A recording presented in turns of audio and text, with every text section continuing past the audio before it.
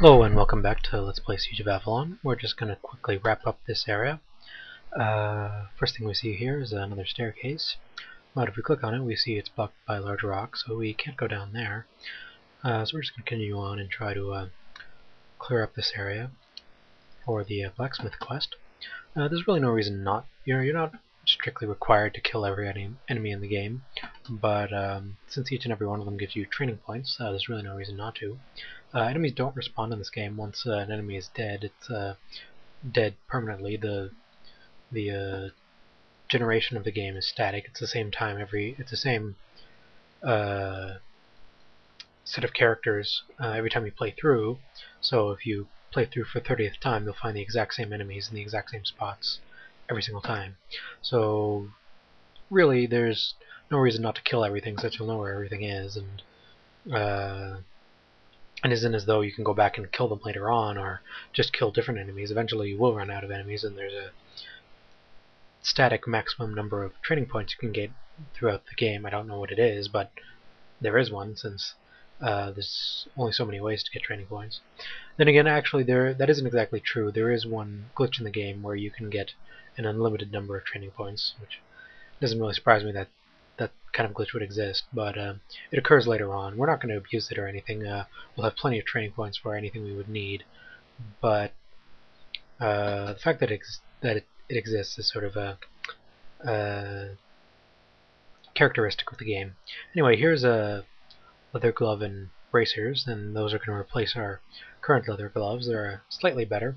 It wouldn't really matter. We could pretty much run around naked at this point, and it wouldn't really make too much of a difference, mostly because most of our damage comes from our spells anyway, and we don't really get hit that much. And if I wasn't rushing the game for the sake of the LP, we probably wouldn't be getting hit at all, since we would just save up enough mana each and every time.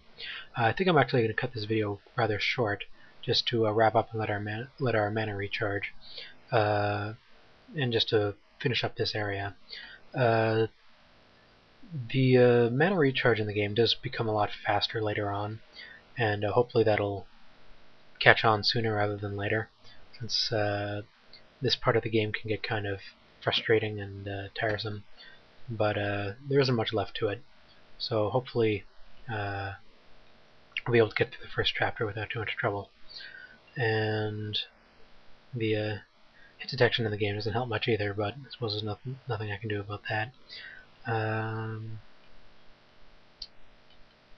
See, just finish this guy, and once we've killed him, you can see the little message there. It said the area is now secure, indicating that we've completed the quest for the blacksmith, so that's all done, fortunately, and we can now go back and finish and get a reward for that quest. But first we're just going to move on to the next area and see what we can see.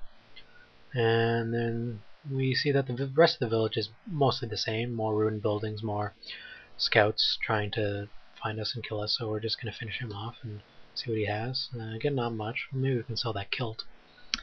And I think we'll invest a few more points into our character just to get the mana recharge rate and our ability to cast spells up a little bit. So put some into mysticism and a bit into constitution to get our recharge rate, which is now at 29 mana per minute, and total mana stock, which is now at 40. So that's not too bad. But I think I'll end the video here and start in the next one. We'll clear out this whole area. See you then.